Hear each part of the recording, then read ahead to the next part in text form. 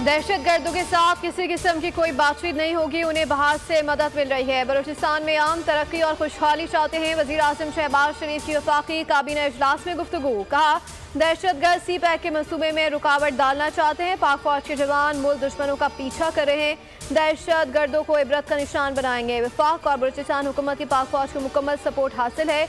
बलूचिस्तान के लोग मुहिब्बे वतन हैं, वो चाहते हैं तरक्की का पहिया तेजी से चले। नौजवान को मुख्तलिफ बयानियों के जरिए भटकाया जा रहा है, बरगलाने वालों को नाकामी का सामना होगा।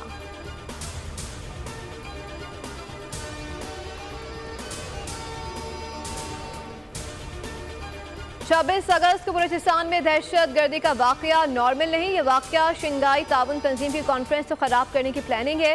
वज़ीर दाखिला मोहसिन नकवी का सेनेट में इज़हार ख्याल। कहा, बहुत से लोगों को तकलीफ है कि SCO ना हो। शिबली फराज ने कहा, बलूचिस्तान के मसाइल का सियासी हल निकालना होगा। जंगों के आखिर में भी मुज़ाकरात की टेबल पर भी आना पड़ता है।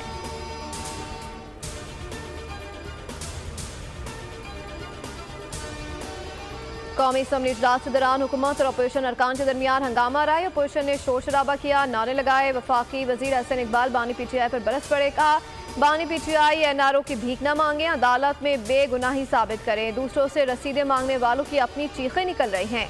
अदालत को बताएं कि 190 मिलियन पाउंड का गबन किसके कहने पर किया। हनीफ अब्बासी ने कहा कि जेल में जाकर चीखें मारने वाले सियासी वर्कर को सियासत छोड़ देनी चाहिए। ये कैसी जेल है जिसमें देसी मुर्गी और मक्खन मिलता है? ये वो शख्स था जिसे राना सना की सलाखों के पीछे वाली तस्वीर मंगाई थी।